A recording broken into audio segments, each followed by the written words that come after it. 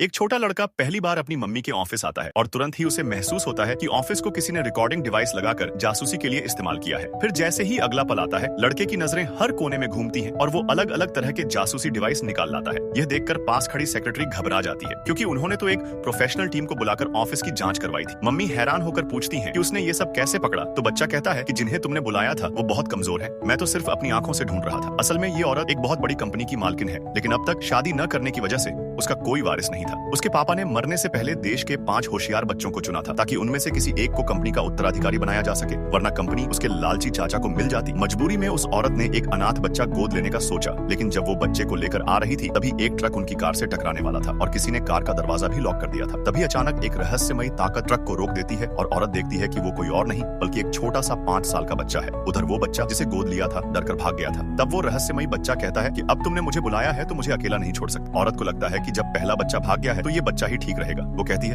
अगर तू मेरा बेटा बन जाएगा तो हर महीने तुझे 1 लाख रुपए दूंगी। लेकिन बच्चा कहता है, मुझे पैसे नहीं, टॉफी चाहिए। औरत कहती है, मैं तुझे ट्रक भर के टॉफी दूंगी। तो बच्चा मान जाता है। औरत सोचती है कि अब सब ठीक है, लेकिन बच्चा घर आते ही कहता है, यहाँ अजीब सी बदबू है। थोड़ी देर में वो एक कूड़दान तोड़ता है और उसमें छिपा जहर निकलता है। अपने साथियों को बुलाकर कहता है कि अब मम्मी की सुरक्षा मुझे संभालनी है। उधर औरत को भी पता चलता है कि उसका एक्सीडेंट जानबूझकर करवाया गया था और पीछे उसके लालची चाचा का हाथ था। वो गुस्से में चाचा से भिड़ती है और कहती है कि अगली बार अगर कुछ किया तो भुगतना पड़ेगा। चाचा उसका मजाक उड़ाता है कि तू तो बीमार है, मरने वाली है। कुछ दिन बाद बोर्ड मीटिंग होती है, जहाँ सब लोग उस औरत को ताने मारते हैं कि उसका कोई वारिस नहीं है, इसलिए उसे कंपनी का हिस्सा छोड़ देना चाहिए। तभी औरत कहती है कि उसने एक बच्चा गोद ले लिया है जिसका नाम है न्यू न्यू। तब वो बच्चा ऑफिस पहुंचता है और कहता है, किसने मेरी मम्मी को तंग किया, अब मैं देख लूंगा सबको। इसके बाद महिला को पता चलता है कि वह गंभीर बीमारी से जूझ रही है, लेकिन बच्चा उसे दिलासा देता है और कहता है कि मैं तुम्हें ठीक कर दूंगा। औरत भावुक होकर वकील से कहती है कि मेरी सारी संपत्ति मेरे बेटे न्यू न्यू के नाम कर दो। चाचा फिर से चालें चलता है, लेकिन बच्चा हर बार उसकी चाल को नाकाम कर देता है। आखिर में बच्चा सबको बता देता है कि अब ये कंपनी मेरी और मम्मी की है और कोई इसे हम